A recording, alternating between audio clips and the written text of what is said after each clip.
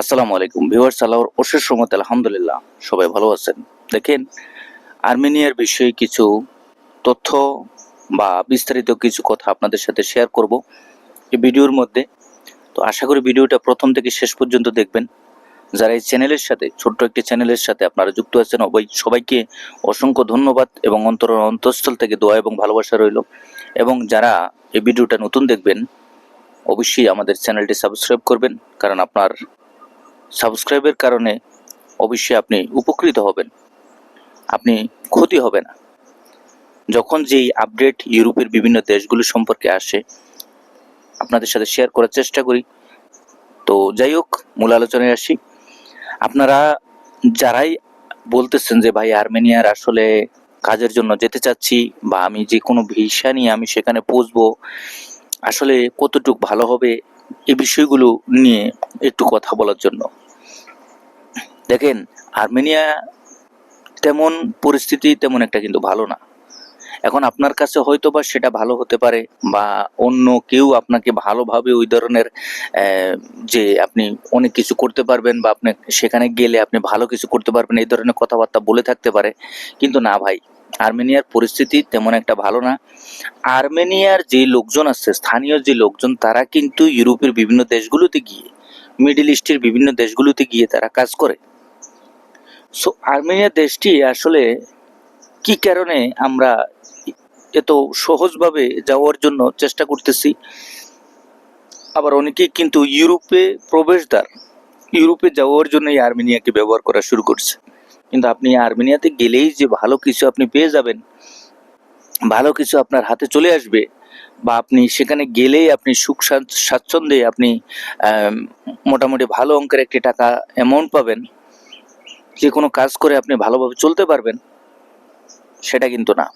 সুতরাং ভাই, যারাই বলতেছেন যে ভাই আর্মেনিয়া আসলে যাওয়াটা কি সঠিকভাবে ভালো হবে, নাকি আসলে সে আমাদের জন্য সেটা তেমন একটা সুবিধা হবে কিনা, বা সুবিধা বা অসুবিধা, এর পরিষ্কার কথা হচ্ছে ভাই, আর্মেনিয়া আসলে কোথায় অবস্থিত বা এর আশপাশে যে সমস্ত দেশ রয়েছে সেই সমস্ত দেশ সম্পর্কে আগে একটু ভালোভাবে জানেন।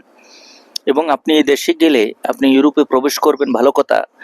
কিভাবে প্রবেশ করবেন, ইউরোপে যাওয়া যাবে কিনা একজনের মাধ্যমে শুনে, বা একজনের কথা শুনে, বা সেখানে কেউ একজন আছে, উনি আপনাকে বিভিন্ন ধরনের কথাগুলো বলতেছে, লোভনীয় কথা বলতেছে, যে আপনি সেখানে গেলে ভালোভাবে আপনি বিভিন্ন কিছু করতে পারবেন, বা এটা না সেটা না, অনেক ধরনের লোভনীয় কথাগুলো বলে আমাদেরকে কিন্তু উপলব্ধ করে যাওয়ার জন্য। এক পর্যায়ে আপনি গেলে কিন্তু আপনি আর ফেরত আসবেন, বা আপনার পিছনে ফিরে তাকানোর কোনো পরিস্থিতি থাকে না। কারণ যাবেন আপনি আর ফ্রি যাবেন না, আপনি টাকা পয়সা খরচ করে যাবেন। সুতরাং টাকা পয়সা খরচ করে এক জায়গায় গিয়ে আপনি বিপদগ্রস্ত হবেননি বা কেন, বা আপনার এই বিপদগ্রস্ত হওয়ার পিছনে যে কারণটা আপনি চিন্তা ভাবনা না করে আপনি নিজের পায়ে নিজেই বিপদ ডেকে আনবেনই বা কেন।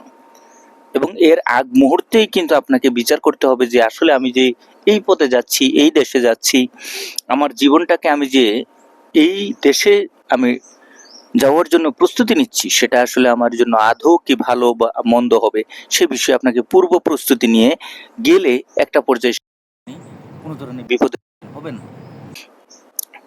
মূল বিষয় হচ্ছে, আমরা যারাই এই আর্মেনিয়া দেশটিতে যাওয়ার জন্য প্রস্তুতি নিচ্ছি, আপনি যাবেন সেখানে ভালো কথা। আপনি গেলে আপনি কিভাবে চলবেন, আপনি সেখানে যদি বৈধভাবে থাকতে চান, সেটা আসলে সম্ভব কিনা, এবং বৈধভাবে থাকতে কি ধরনের প্রসিডিউরগুলা, কি ধরনের রিকোয়ারমেন্টসগুলা থাকা লাগে, সে ব্যাপারে আপনাকে জানতে হবে। এবং আপনি সেখানে গেলে আপনি কাজ করতে পারবেন কিনা, মূলত যে কাজ বা কর্ম করে আমাদেরকে সেখানে চলতে হবে, যে কাজের উদ্দেশ্যে আপনি যাবেন এবং যে কাজ করার জন্য আপনি সেখানে যাবেন, সেটা আসলে সেখানে আছে কিনা, বা সহজভাবে সেগুলো আপনি ফেস করতে পারবেন কিনা, এই বিষয়গুলো আপনাকে খেয়াল রাখতে হবে। তো আপনি সেখানে গেলে মাসিক যে বেতনটা, সেটাও কিন্তু একেবারে সামান্য পরিমাণে, বাংলাদেশে 25 থেকে 30-35 হাজার টাকা। অনেকেই বলে, এই যে টাকার কথাটা বললাম, বেতনের কথাটা, এটা আবার অনেকে বিশ্বাস করে না। বলে যে ভাই এটা কোনো কথা বললেন, যে 20-25-30 হাজার টাকা, এটা বাংলাদেশি টাকা। অনেকের আবার বিশ্বাস হয় না, কিন্তু ভাই এটাই বাস্তব সত্য কথা। আপনি সেখানে গেলে 20-25-30 হাজার, 35 হাজার, সর্বোচ্চ হয়তো ভালো হলে আপনি 40 হাজার টাকা, কিন্তু অনেকে আবার বলে যে ভাই আমার অমুক গেছে তমুক গেছে, তারা কিন্তু প্রতি মাসে 90 থেকে 1,20,000 50,000 মানে 1.5 লাখ টাকার মতো কামাচ্ছে। আরে ভাই, গল্প বললে তো আর হবে না। গল্প আপনি সেখানে গিয়ে আপনাকে এই যে 1 লক্ষ টাকা 80,000 টাকা আপনাকে বেতন দিবে, কি কাজ করলে আপনি আর্মেনিয়াতে গিয়ে এত টাকা বেতন পাবেন? আপনি একটু গুগলে সার্চ করেন বা সেখানে সরেজমিনে যারা কাজ করতেছে তাদের সাথে কথা বলে দেখেন আসলে বেতন কত টাকা দিবে আপনাকে। তারপর আপনি বিচার করেন যে আমি যে কথাগুলো বলছি সেগুলোর সাথে কোনো সত্যতা আছে কিনা। তো যাই হোক, বিষয় হচ্ছে আপনি সেখানে গেলে বেতনের পরিমাণটাও কিন্তু একবার সীমিত থাকবে। আহামরি কোনো যে টাকা পয়সা ইনকাম করতে পারবেন সেটা কিন্তু না। কারণ আমরা প্রত্যেকটা ভিডিওর মধ্যে কিন্তু বাস্তব সত্য কথাগুলো তুলে ধরি। আর এই কথাগুলো অনেকেই আছে তারা লোক পাঠায়, তারা সেখানে বাংলাদেশ থেকে বিভিন্ন দেশ থেকে লোক নিয়ে নেয়। যেমন ধরেন বিগত কিছুদিন আগে আমি ভিডিও তৈরি করছিলাম, সৌদি আরব থেকে এক লোকে বলতেছে ভাই আপনি আসলে আর্মেনিয়া সম্পর্কে কিছুই জানেন না, আমরা অনেক লোক পাঠাচ্ছি, তো তারা কিন্তু সেখানে যাচ্ছে, ভালোভাবে থাকতেছে, খাচ্ছে, এটা না সেটা না। হ্যাঁ, আবার বলতেছে যে ভাই যদি অন্য কেউ থাকেন আমার সাথে যোগাযোগ করেন। এগুলো হচ্ছে ধান্দামি ভাই, এগুলো হচ্ছে ধান্দামি। মানুষকে কিভাবে প্রতারণার জালে ঢেকে দিবে এবং দুই মানুষের পকেট কেটে মানুষের জীবনটা ধ্বংস করে কিভাবে তার পকেটে টাকা নিবে, এই বিষয়গুলোর উপর তারা কিন্তু একবারে প্রশিক্ষণ প্রাপ্ত এবং তাদের কাজই হচ্ছে এটা। সুতরাং ভাই, আপনি ম্যান পাওয়ার বিজনেস করেন, আপনি লোক পাঠান, ভালো কথা। আপনি একটা লোক বা ব্যক্তি বা কয়েকজনকে নিয়ে আপনি যেই কাজটা করতেছেন সেটা যেন তাদের ভবিষ্যৎটা যেন আপনি নষ্ট না করেন। তাদেরকে ভালোভাবে সেখানে পৌঁছাই, কম টাকা হোক বেশি টাকা হোক সত্য কথা বলবেন যে ভাই আপনি সেখানে গেলে কম টাকায় বেতন পাবেন, আপনি সেখানে গেলে আপনার এই পরিস্থিতির শিকার হতে হবে, আপনি সেখানে গেলে কষ্ট স্বীকার করতে হবে। সত্য কথাগুলো বলেন মানুষের সাথে পাবলিক প্লেসে এবং মানুষের সাথে কমিউনিকেশন সত্যভাবে বলেন। যার পছন্দ হবে আপনি সত্য কথাগুলো বললেও আপনার সেটা তিতে থাকবে না। আপনার সত্য কথাগুলা যখন আপনি বাস্তব সত্য কথাগুলা পাবলিক প্লেসে বা আপনি যেই ম্যান পাওয়ার অফিস আছে সেখানে বসে যদি আপনার একজন ক্লায়েন্টের সাথে কথা বলেন সম্পূর্ণ বিষয়গুলো ভেঙে, তাহলে কিন্তু আপনার কাছ থেকে উনি ভালো একটা পরামর্শ পাবে যে না, এই ব্যক্তি অন্যান্য 10 জন থেকে আলাদা। সুতরাং ভাই, এই বিষয়গুলো কিন্তু 90% ম্যাক্সিমাম এজেন্সির লোকজন বা যারা ম্যান পাওয়ার বিজনেস করতেছে তারা কিন্তু কারো কাছে স্বীকার করে না।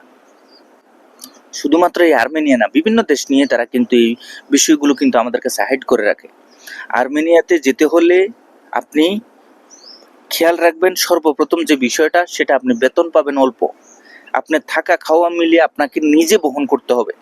থাকা কোম্পানি দিবে না, খাওয়া কোম্পানি দিবে না। যদি আপনার ভাগ্যক্রমে কোনো কোম্পানি ভালো কোনো কোম্পানি খুঁজে পান বা কোনো কাজ খুঁজে পান, যদি সেখানে থাকা ফ্রি দেয় হয়তো বা এটা হতে পারে, কিন্তু খাওয়ার ব্যাপারে আপনাকে সম্পূর্ণ নিশ্চিত থাকতে হবে এবং 90% জায়গায় কিন্তু থাকা খাওয়া ফ্রি নাই।